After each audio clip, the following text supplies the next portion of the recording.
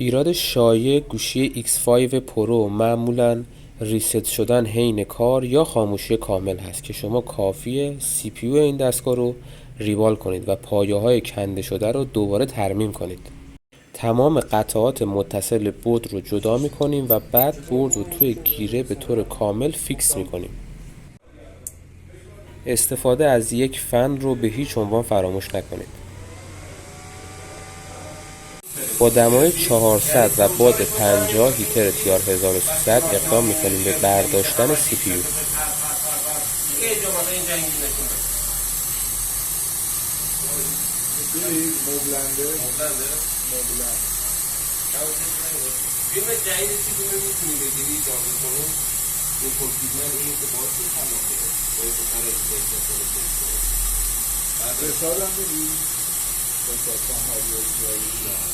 برای پاک کردن کامل پایه‌ها حتما از یه مقداری فلکس استفاده کنید.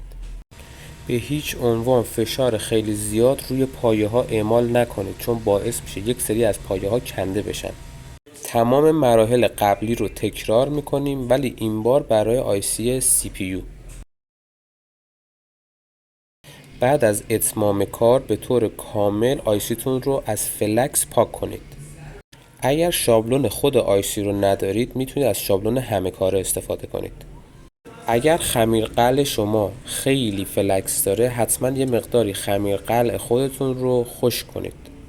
تمام پایه ها رو کاملا با حوصله به طور کامل با خمیر قلع پر کنید. خمیر قلع اضافه رو حتما به طور کامل با دستمال بدون پرز پاک کنید. اگر میخواین توپ‌های قلعی که میسازید حسابی با کیفیت باشه دما رو روی 270 و باد 50 قرار بدید.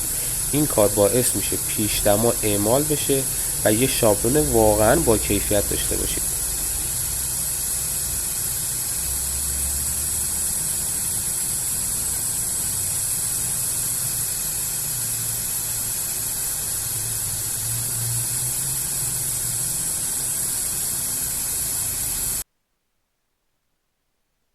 به دلیل استفاده از شابلون همه کاره چند تا از پایه های ما نگرفته.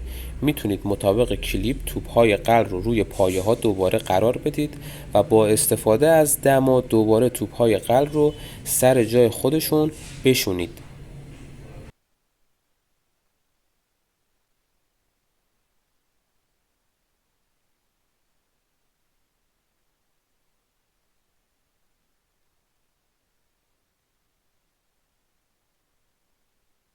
این پایه دقیقاً همون پایه‌ای هست که توی گوشی‌های X5 پرو قطع میشه و شما باید همین پایه رو به طور کامل ترمیمش کنید. مقدار کمی فلکس اضافه کنید و به اون حرارت بدید و پخشش کنید. این کار باعث میشه هنگام حرارت دادن CPU آیسی تکون نخوره. حالا آیسی رو دقیقاً بین خطوط زرد رنگ فیکس میکنیم. برای فیکس کردن آیسی از دمای کمتری استفاده میکنیم. دمای 380 و باد 50.